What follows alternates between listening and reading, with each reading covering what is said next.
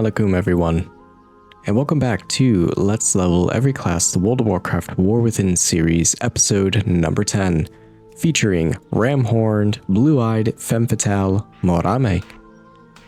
Thank you all so much for tuning in to episode 10. Top right corner of the screen is going to be a playlist card. Just in case this is your first episode tuning in, the playlist card will take you directly to Morame's respective leveling journey and her respective campaign. And throughout this video will be other cards that'll take you directly to other characters and their respective leveling journeys. We do have Human Warrior Malakiao, Blood Elf Paladin Valera, Void Elf Monk Novazaru, and many, many more characters yet to come. Shukran as always, and thank y'all. This is it, family. The final video in the series. I think I'm getting really good at this. I'm getting really good at determining a proper pacing for characters, a proper, just like a timeline. Like, how do you take a leveling journey and not have it with so much bloat and, I guess we can say, bloatware and such, but how do we make it into a condensed series that makes sense, it's easy to view, it's a pleasure to watch, it's stuff like that, like, while still incrementally making adjustments and improvements as time goes. I will, however, say this, just in case if my voice sounds a little croaked like a frog, my sincerest apologies. I do have some tea right next to me. However, I definitely may be taking a few more audio breaks, especially because we're just gonna be rocking the house with dungeon raiding. we're gonna be doing a lot of time walking for sure. But I do have some tea. It's just that time. Kids are back in school. All the germs that they bring home from school, and then just goes to show you that everybody in the household gets sick. It's just kind of tradition. This is what happens, and I'm thankful that it came pretty early for me. So I'm thankful that it's happening now versus happening later. So y'all, let's go ahead and talk about some elements, some aspects of the Draenei, what I enjoyed, what are some things that I learned throughout this leveling journey, throughout Morame's leveling campaign, what are some things that I definitely could improve on for future characters. Let's just go ahead and talk about it. I think that'd be very appropriate. I tend to do this for every series finale, but I got quite a lot to talk about for shaman leveling, so let's go ahead and do that.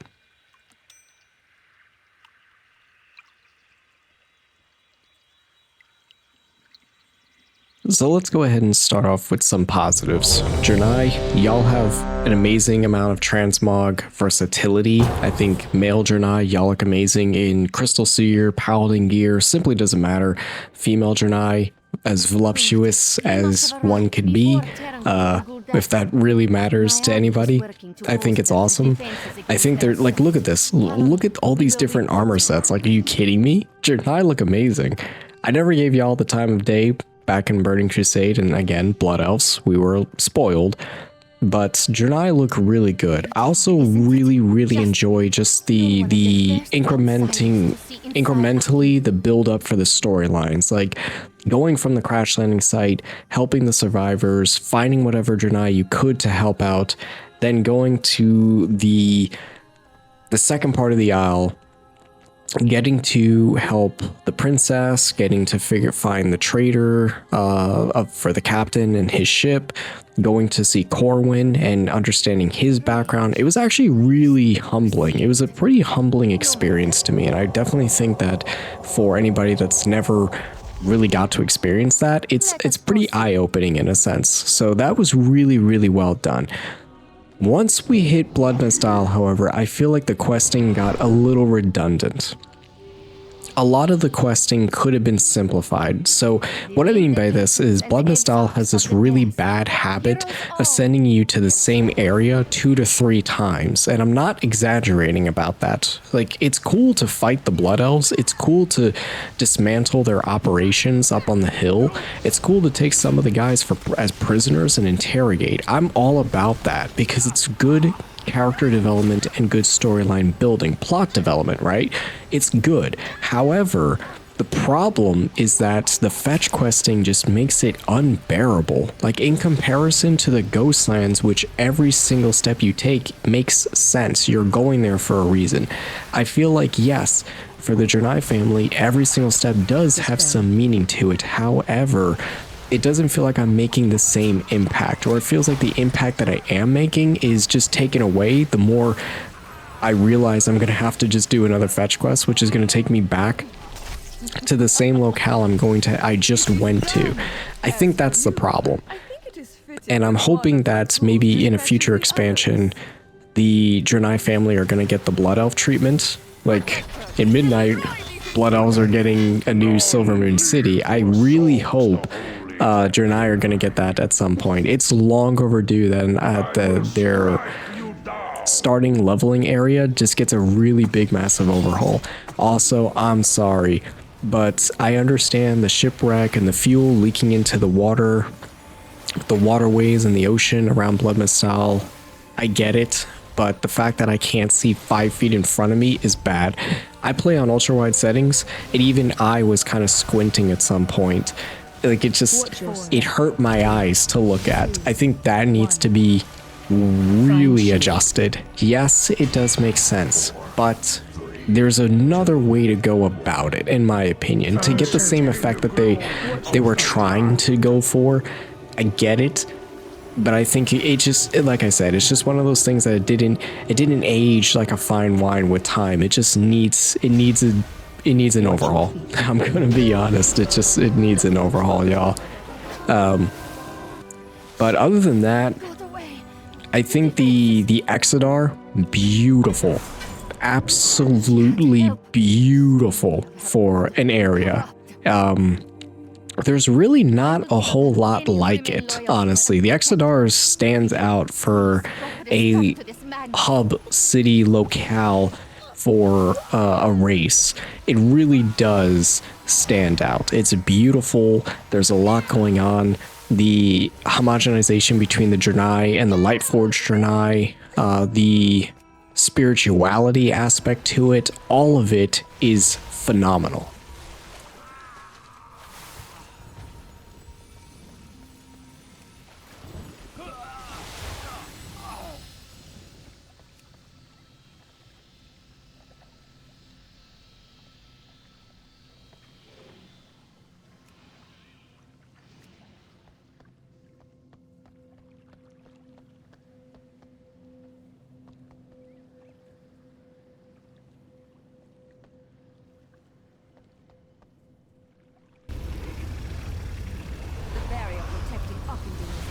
I also do need to point out that the Draenei have this, I'm going to go off the deep end and say that there's a very big Slavic influence, be it a Russian and Ukrainian type of influence, maybe even a little bit of the Caucasus and Baltics. But the fact that they're so connected to the spirituality, they're really peaceful, very, very peaceful race.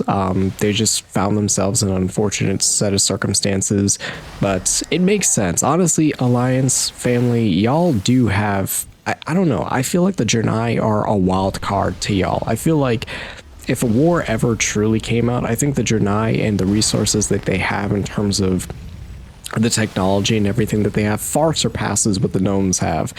I really think that y'all have a hidden treasure, to say the least. But I do really appreciate the influence, honestly. And there's like a little bit of an influence culturally of maybe Armenian in there, like a little bit of gypsy-esque vibe type of going on. I mean, if you catch my drift, some of y'all probably felt the same when y'all were playing Draenei or just going through their storylines. But it makes me really excited to see what the Heritage armor set questline is going to bring, because I've heard that that's really where Draenei shine the brightest. So I'm really, really excited for that. It also makes me really excited to try out a Lightforged Draenei at some point. Spoiler alert, we're going to be doing a Lightforged Draenei at some point. Don't ask me the class for her, because I just don't know. I don't know just yet. There's a few different ways I could go about it. But when I was trying to come up with a character for the Let's Level series, and I was kind of blueprinting the first set of girls to introduce, and when I knew I was going to do a Blood Elf Paladin. But I really didn't know what I wanted to do for a Draenei. There's a lot of different ways you could go about it. But I figured, let's pay some homage to the class. Let's do the class justice. The fact that it was the class that was introduced with the Alliance family, and it was introduced as the Shaman for the Alliance. To me, it just made sense. It made a lot of sense to showcase this beautiful race with its true respective class. And my apologies, Evoker Bro. I'm gonna go ahead and get you up and get the tank up as well. But I've really enjoyed healing. I've really enjoyed healing as a shaman. It's challenging. I feel like one difference between retail shaman and classic shaman is classic shaman, I feel like you would definitely be putting a lot more totems down versus in comparison to retail. I feel like retail shamans, you can get away with not doing that because you have, between the class homogenization and between the amount of spells that would increase health and, just AoE healing and such, I feel like you don't necessarily need to. The only time I'm pretty conservative when I place totems anywhere on the battlefield, and that's simply because I feel like it's just not needed. Like, the only times I really put totems down is when I know a big AoE type of damage is going to ensue, or if everybody is below a certain percentage. Usually, if a majority of the group is at 50%, I'll drop the totems. If they're not at 50%, and let's say the tank is struggling or whatnot, I tend to just stick to Healing Rain and a lot of the other, like Healing Rain, Chain Heal, and pretty much just stick to those abilities. But healing as a shaman has been very fun. Definitely eye-opening for sure. I'm really glad I got to do a healing shaman in comparison to, let's say, a priest. That was the other option I was going to do, but I really just wanted to go with the feeling of the unknown.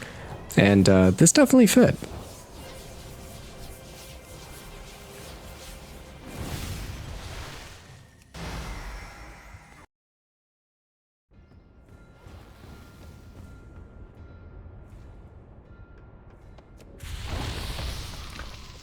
I think that brings up another interesting point that, remember, regardless of what class you're playing, healing-wise, if you are the healer, oh dude, that dude's got Thunder Furies, sick. That is the classic. Dual Thunder Furies? Come on, that's crazy.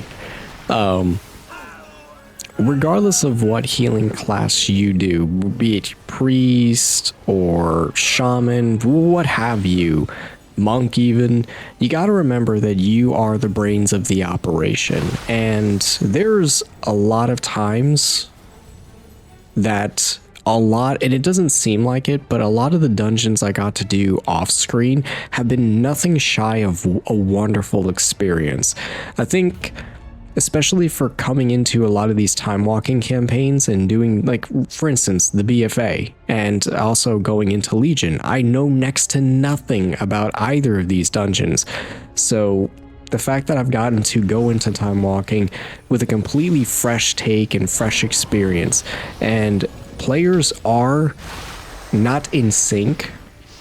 It's not the right term I'm thinking of, but players are very open to hearing what you have to say. So in case you're nervous, and believe me, I'm nervous. I'm incredibly nervous about jumping into... I was incredibly nervous about jumping into the healing role. Remember, you're the brains of the operation. What you say goes. But closed mouths don't get fed. So please do make sure that you're being open in terms of communicating with your tank, your team. You trust in your team.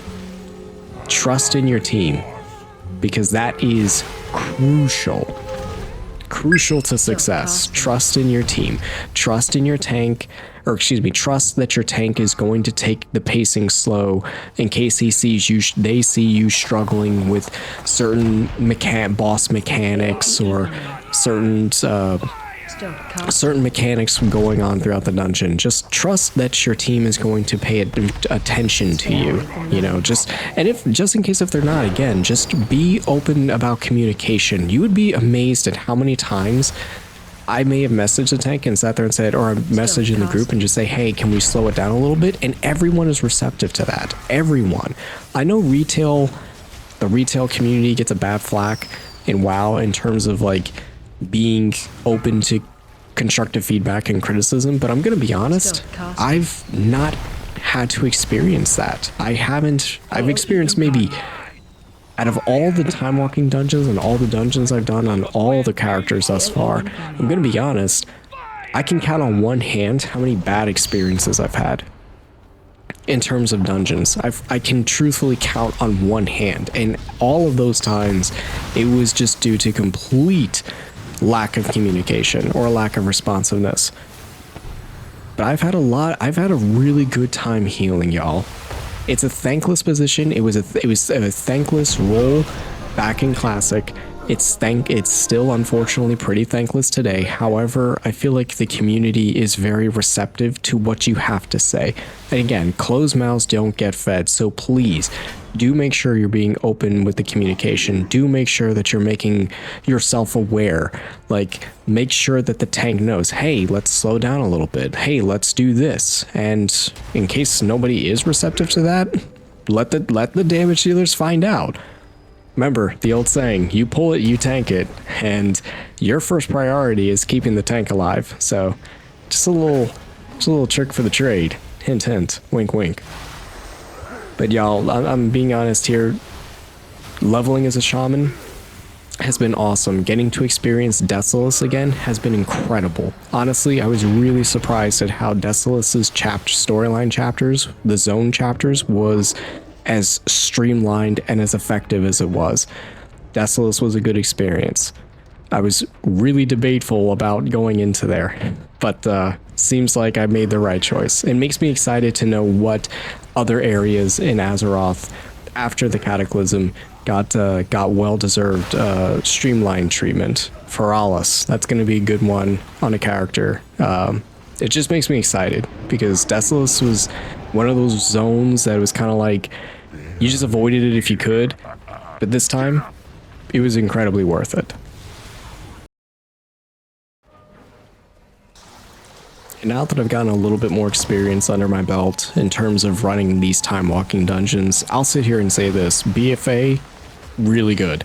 Most of the dungeons outside of what was it, the one with the birds and you're going up the tower, that one sucks. But the Everbloom, Auchindoun, the depot, the train, really good dungeons. Very nothing too crazy. Like mechanically, yes, a lot of these are definitely more mechanically driven. However, nothing felt completely overwhelming. Like there's some areas and some points where the boss battles can be overstimulating, but nothing that I couldn't handle. And trust me, my tolerance sometimes in terms of stimulation is low. So just take what I say with a grain of salt. But honestly, I really enjoyed these dungeons. Watch your feet.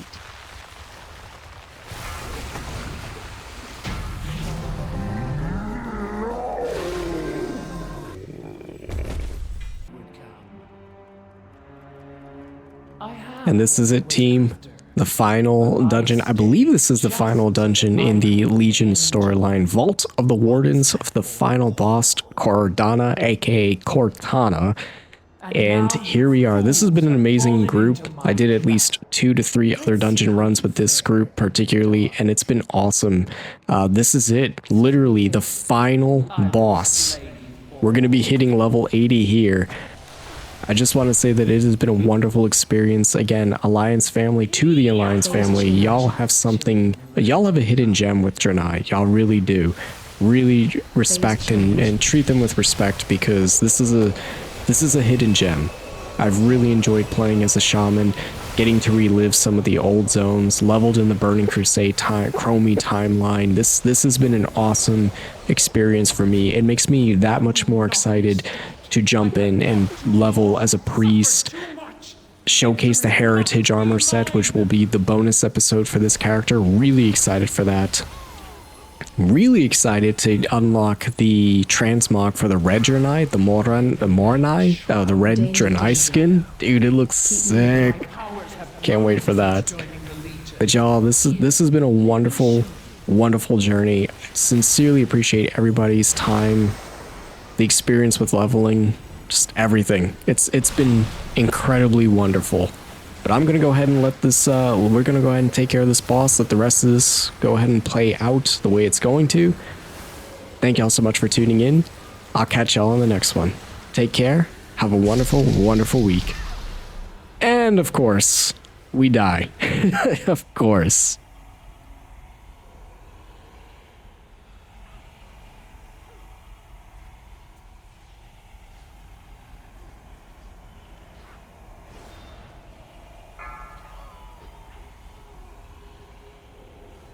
A Warden's glaive can pierce the toughest armor.